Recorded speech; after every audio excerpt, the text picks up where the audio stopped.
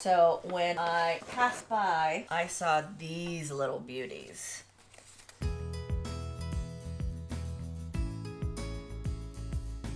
Hello and welcome to this episode of the FiberWarriors community. I am your host, Susanna, and today I will be sharing with you the purchases from this year's Stitches West convention that occurred here in California in the end of February. All products in this episode were purchased by me. I went to Stitches West Marketplace this year for only one day with two friends who were both avid knitters. So let's start with seeing what I got this year. The first place that I stopped was at Stunning String Studio. Their booth was an orgasm of color sprinkled with whimsical stitch makers and accessories. I was inspired by several accessories in their booth. The first ones were a set of hex stitch markers. The hexagon shape of these smooth, seamless metal stitch markers is what drew me to them. And you can see here the hex shape will help them resist sliding under yarn overs when knitting. So I picked up a small and a medium packet in hopes to be able to knit with them.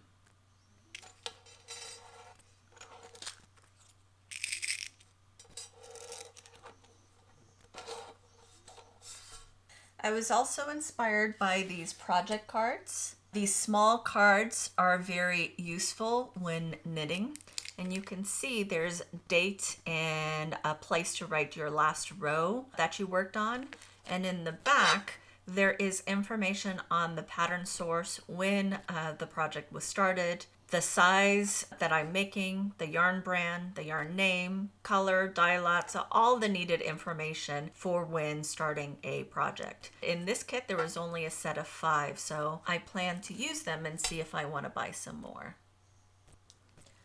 Another thing that caught my eye is this wonderful finger row counter. This adjustable band is perfect for me because it allows me to place it in any finger that I want to keep track of what row I'm on. So I do knit the Portuguese style, which means that I use my thumbs a lot to flick the yarn. So this is perfect because I can be knitting and do my row count immediately without letting go of the project. So great purchase. Another notion that caught my eye was when I passed by the Fidalgo Artistry Yarn Company booth. The needle Wranglers, produced by Tempest Project on Etsy. This nifty little gadget will give me another option to using common needle point protectors. So instead of using those little protectors, I can keep the project on the needles and protect those points from letting go of the project. So cute little innovation from Tapestry Projects on Etsy. I got the medium, so they do have it in small and also in large and in multiple colors. The next thing that caught my eye was a project bag from Knitwits. And you probably think, project bag, don't we have enough of those? Well, you can never have too many project bags, especially when they're as beautiful as this. I fell in love with 2 of her project bags and I just had to bring one of them home. So I brought home the one inspired by the llama, as you can see here. Now, this is a 10 by 13 by 11 project bag, and there's enough room here to put all the notions and even some needles. As you can see, it actually fits quite well sideways, and when I use my double pointed needles I can also put them in here. It's got 2 pockets in the front and 2 on the inside that allow for a small to medium project to be carried wherever I go.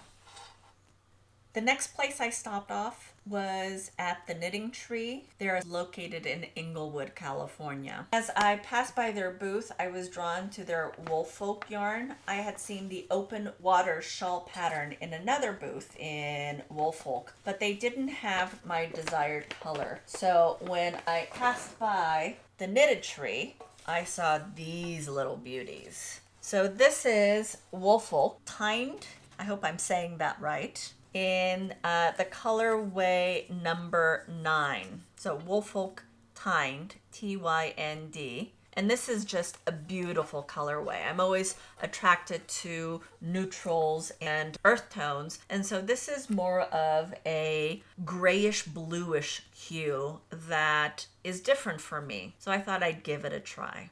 Can't wait to knit the Open Water Shawl by Melanie Burke.